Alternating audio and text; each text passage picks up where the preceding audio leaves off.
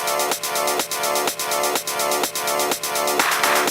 guys, how are you today? I'm in a different setting. I'm actually in my brother's room and he doesn't know because they are on a little vacation with my parents. So I'm kind of using his room because we did get a new iMac. I finally convinced my mom, and he usually has like the home computer in his room while I get the laptop, my MacBook. So we're pretty much an all Apple family now.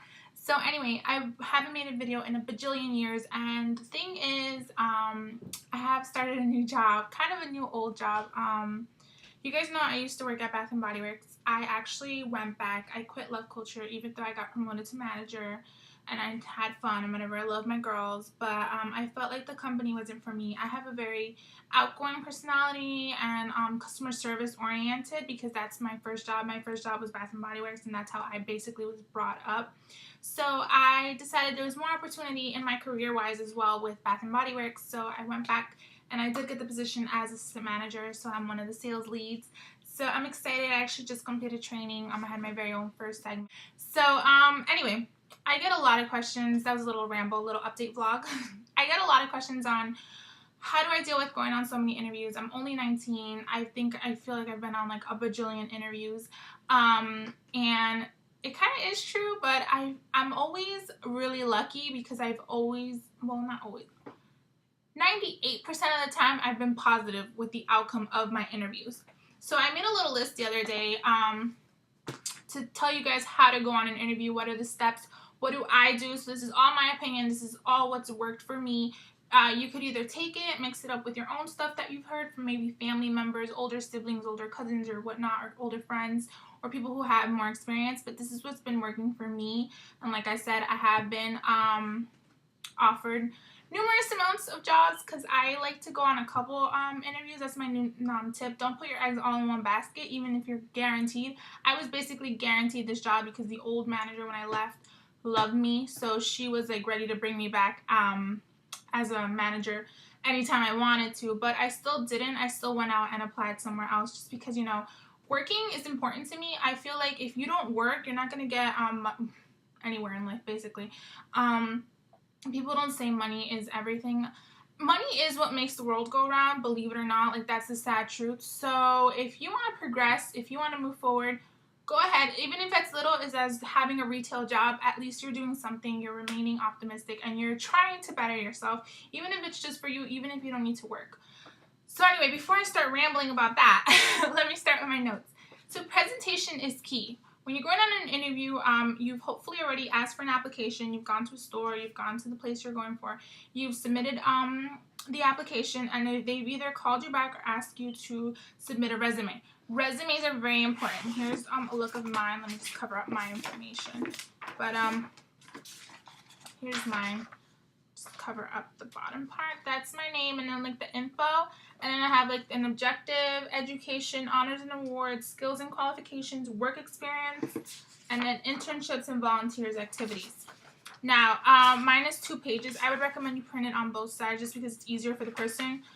There's numerous amounts of samples and templates online. Just Google it. A lot of schools, I got mine through my school.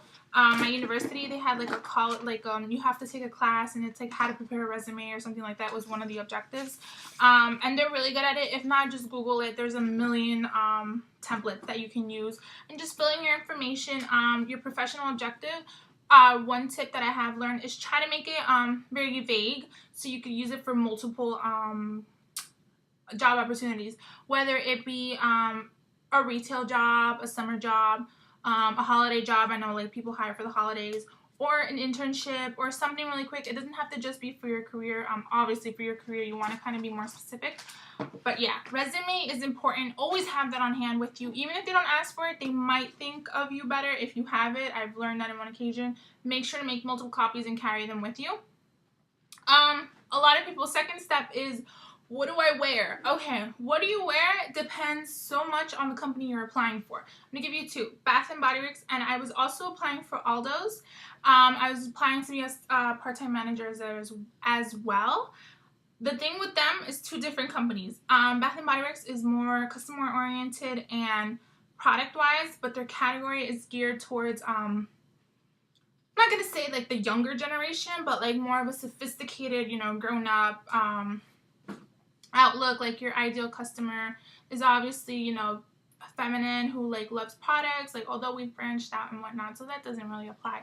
But whatever, you think of Bath and Body Works, you think of like moms, or like, so like I think of moms, I think of I don't even know, I like my whole beauty closet is like all Bath and Body Works and Victoria's Secret, so I don't know why I classify it as mom. But yeah, so it's more like beauty products and calm down. You're not gonna go in there and expect like club music, because that's not the company. So with that, that's what I wore. The video before, I will link it. I wore like a black pencil skirt, black blazer, and like a fun little tank top underneath. But it was just still sophisticated, and you know, like I knew what I was going for and whatnot. As for Aldo's is all fashion forward. If you guys have stepped in an Aldo store, outdoor accessory, or spring store, you know it's very fashion forward. Their music is blaring. It feels like you're in a club. You know, it's all fun and games. So when I went to their interview, I wore wedges, shorts, like a little flashy tank top, filled up my arm with bangles. I had my hair curled and waved. Like, I tried to dress it up as if I was going out at night, and that's what they were looking for. They were actually telling me when I came back on the second interview, they were actually telling me you need to dress up a little bit more. So they're very fashion forward. It just depends on the company. When I went on my internship, I was very corporate. I was very like black pants, black pumps, closed toe, of course, and like I did like a blazer, and you know, I was very, you have to go with what the company tells you. That could be a whole nother video actually on what to wear to an interview. But if you're mostly looking for a summer job in the mall, just pay attention to what the store sells and what their customer, where they're customer oriented, like what category, what age category, who, male or female, like think of that, and that's where you can get a wardrobe. So we already said work on a kick-ass resume. If you don't work, because I didn't work at all before I started Bath and Body Works, if you don't be ashamed to say that that is your first job. But the thing that helped me was volunteering. I volunteered everywhere throughout middle school and high school. I tried to do as much as possible. Just get the point out that you love to help people if that's what you really do, because I did. I loved helping people, especially children, and like anywhere in my community that needed help. So if you could get your resume on volunteering like high up there, then they'll kind of balance it out, because you're working basically for free. So if you were willing to do that and you were taking pride in it and you have good references, then obviously you're like a perfect match for a better company. Like, you know, you're worth it. You're worth the investment. So how do you act? You get in there, you have your resume, you look fabulous. That's the thing about me. If you feel that you look amazing and you're proud of your resume and you're proud of yourself, confidence is just gonna beam out of you. Like, I've seen people like who, because I was in training mode, so like my store manager trains, interviews a lot of people, and a lot of people who came in who I just saw they have it together, they feel like, oh, I got this, like, you know, it just makes them feel so much more needed and wanted, because if you feel like you got it, like, they're doing you a favor by hiring you. So it's like, you feel like confidence mentally portrays it through externally. So perfect match, because you will get hired. Trust me, you will. So yeah, confidence is key to me, especially when you're interviewing. Even if you like, when I walked into my Aldo's one, I was like, I do love fashion, but I'm not fashion forward like 100% of the time. I'm not the girl who has like, you know, the go-to-it attitude, who everyone looks to fashion advice, and definitely not. So even though I was still a little, you know, taken back at that, I had my heels on, I felt pretty, so I went in strolling right in, and I knew my resume was gonna blow them away. So if you feel like that, then you got it. Just be confident, stay in there, you're in the game, don't even worry about anyone else. So how to act. Once you get there, obviously guys, no gum. You're probably not wearing sneakers, and remember your manners, be respectful. The thing that I hate the most is when people don't greet other people. What does it kill you to say hi, how are you, hello, how are you today, thank you so much for meeting with me? Be genuine about it. Don't sound like a robot either. Don't sound like you're doing them a favor by sitting there and interviewing with them. No nasty attitudes. Even if the other person is like rushed and they seem like they're not interested in interviewing you anyway, think of the impression you're leaving. You want to leave them with a good impression, to be like, yeah, you missed out on an amazing person, so it's your loss if you're going to be nasty. But you always remain respectful, and remember your manners. Remember where you're coming from. Shake hands if you want. I'm not gonna go in for like a hug and a kiss because obviously you're not cool like that. But yeah, shake hands if you can and thank them for their time no matter how it goes at the end of the interview. Be ready for on-the-spot thinking is my next tip. I was put out a lot because I was interviewing for manager positions at this point, so they put me like, if this were to happen, what would you do? If that were to happen, what would you do? So you kind of have to think, or like, what are your 3 best qualities? Go, and you have 2 people staring at you and you're just like, or like, if you could grant 1 wish in the world. I felt like I was on a pageant. Like, really? That's a question now? Whatever. So as long as you're on your toes, think clearly about it. Think 2 seconds to process. But yeah, just keep those questions in mind. I've got asked that twice already. Like, what are 3 personality attributes that could help whatever store you're in? What thing about you could you fix? If you had a problem with associates, how would you deal with it? Just think about those questions. If you need any more specific questions, let me know down below and I'll let you know what they specifically asked me because I kind of do still remember.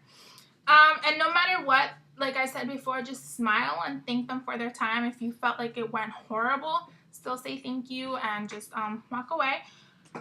Still with the confidence, remember, remain confident. You don't ever want to seem like you're scared or you're nervous. Like, okay, everyone's nervous and they probably know that, but don't show it. If it's showing over your confidence, then you totally just ruined it for yourself.